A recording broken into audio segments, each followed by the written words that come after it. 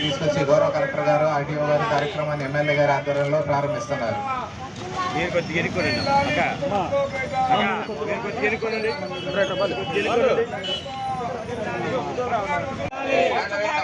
పనిచేస్తున్న మన ఎమ్మెల్యే చంద్రబాబు నాయుడు గారి నాయకత్వం.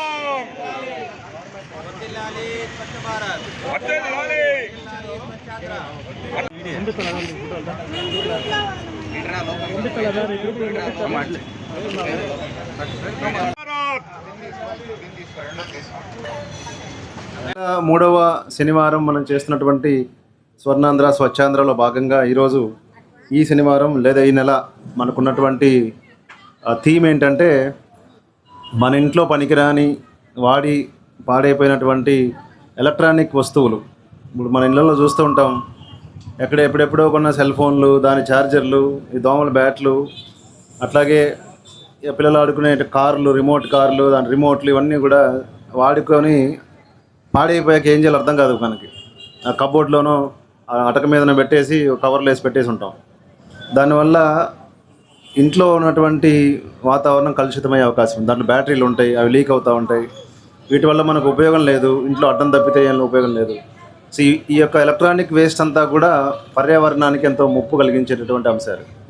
అది మన ఇళ్లలో ఉంచుకున్నా, మన గ్రామాల్లో ఉంచుకున్నా, మన పట్టణాల్లో ఉంచుకున్నా కూడా మనకి ఆరోగ్య సమస్యలు వచ్చే అవకాశం ఉంది.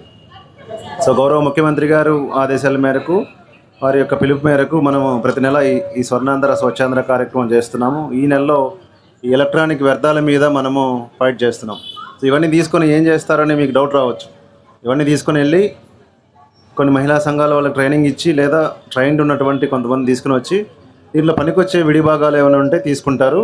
మిగతా వాటిని సైంటిఫిక్గా, అంటే సైన్స్ ప్రకారం ఎలాగైతే మనం వాటిని తీసేసి డిస్పోజ్ చేయాలో అలా చేస్తారు. సో దీంట్లో వీటిని ఎలక్ట్రానిక్ వేస్ట్ని రెడ్యూస్ చేయడం, రీయూజ్ చేయడం, అవసరమైన వాటిని రీసైకిల్ చేయడం. దానివల్ల చాలామందికి ఉపాధి కూడా వస్తుంది.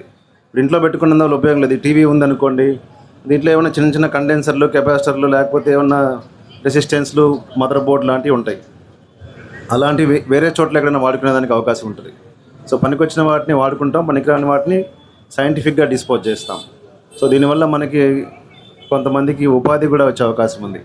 అట్లాగే మన ఇళ్లలో, ఇంకా మీ గ్రామాల్లో కానీ, మీ వార్డులలో కానీ, ఎక్కడైనా కూడా అట్లాగే ఈ రిపేర్ షాపులు ఉంటాయి. టీవీలు రిపేర్ చేసే షాపులు, రేడియోలు ఇప్పుడు ఎవరు వాడట్లేదు, కానీ పాత రేడియోలు పనికిరాని ఉన్నా కూడా మీరు తెచ్చివచ్చు. పాత రోజుల్లో ఒక పెద్ద సీడీ ప్లేయర్ తెచ్చి ఇచ్చారు. ఇవి ఎట్లా పనికిరావు మనకి. అట్లా పాత రేడియోలు ఉంటాయి, పనికిరావు. అట్లాగే మనకి టేప్ రికార్డులు ఉంటాయి ఇంతకుముందు, అలాంటివి పనికిరావు, కానీ ఊళ్ళో పెట్టుకొని ఉంటాం మనం. అలాంటివి తెచ్చివచ్చు. షాపుల వాళ్ళకు కూడా నేను అందరినీ రిక్వెస్ట్ చేసేది ఏంటంటే, మీ షాపులో పనికిరాని ఇలాంటి ఎలక్ట్రానిక్ వస్తువులు, పాడైపోయిన ఛార్జర్లు, ఇంకా మనం రిపేర్ చేయలేము అనుకున్నటువంటి ఎలక్ట్రానిక్ వస్తువులు ఏమైనా ఉంటే దయచేసి కమిషనర్ గారికి హ్యాండ్ ఓవర్ చేస్తే అవన్నీ తీసుకొని సైంటిఫిక్గా వాటిని డిస్పోజ్ చేస్తాము. సో ఇంత మంచి కార్యక్రమానికి ఇక్కడ ముఖ్య అతిథిగా వచ్చేసి, ఎప్పుడు మన నర్సరావుపేట పట్టణంలో కానీ ఈ నియోజకవర్గం మొత్తంలో కూడా ఎప్పటికప్పుడు ప్రజలతోటి మమేకం అవుతూ, వారి సమస్యలను తెలుసుకుంటూ, వారి సమస్యల మీద మా దగ్గరికి వస్తూ దానికి పరిష్కారానికి ట్రై చేస్తున్నటువంటి మన ముఖ్య అతిథి స్థానిక ఎమ్మెల్యే గారిని ఈ సందర్భంగా ప్రత్యేకంగా అభినందిస్తున్నాను. ఎందుకంటే ఏ కార్యక్రమం పెట్టినా, ఏం చేసినా కూడా ఆయన ముందుంటారు. అసలు కొన్ని కార్యక్రమాలు అయితే మేము అడగకముందు ఆయనే వచ్చి ఇలా చేద్దాం సార్ అని మనకు చెప్తూ ఉంటారు. అలాంటి మంచి ఎమ్మెల్యే మీకు ఉన్నారు. వారి యొక్క సహకారంతో ఈ యొక్క స్వచ్ఛాంధ్ర స్వర్ణాంధ్ర కార్యక్రమాన్ని మనం విజయవంతం చేద్దాము. మన జిల్లాలో ఉన్నటువంటి పనికిరాని ఎలక్ట్రానిక్ వేస్ట్ అంతా ఈరోజు రేపు కూడా మొత్తం తీసుకొని వచ్చి కమిషనర్ గారికి అప్పగిస్తే అవన్నీ తీసుకుని వెళ్ళి వాటిని సైంటిఫిక్గా మనం ఎక్కడ డిస్పోజ్ చేయాలో అక్కడ ప్రాసెస్ ప్రకారం చేస్తాం. దీంట్లో ఒక ఫార్మేట్ ఉంది. మీరు ఏమేమి ఇచ్చారు వస్తువులను ఒక ఫార్మేట్ రాసి ఇవ్వాలి. అంటే మీరు ఇచ్చిన వాటికి మా దగ్గర లెక్క ఉంటుంది. పలానా ఆవిడ ఈ సీడీ ప్లేయర్ ఇచ్చింది, ఆ రికార్డులు ఎప్పుడు ఉంటుంది, మీ ఫోన్ నెంబర్ రాసుకొని ఉంటాం. అట్లా రికార్డు ఉంటే ఉపయోగం ఏంటంటే, ఎవరెవరు ఏ వస్తువు ఇచ్చారు, ఆ వస్తువు యొక్క అకౌంటబిలిటీ. ఇప్పుడు టీవీ ఇక్కడ ఇచ్చారు, ఇదేదో పనికి వస్తుందని ఎవరో పట్టుకుపోయారు అనుకోండి, అదేదో కరెంటు షాక్ కొట్టి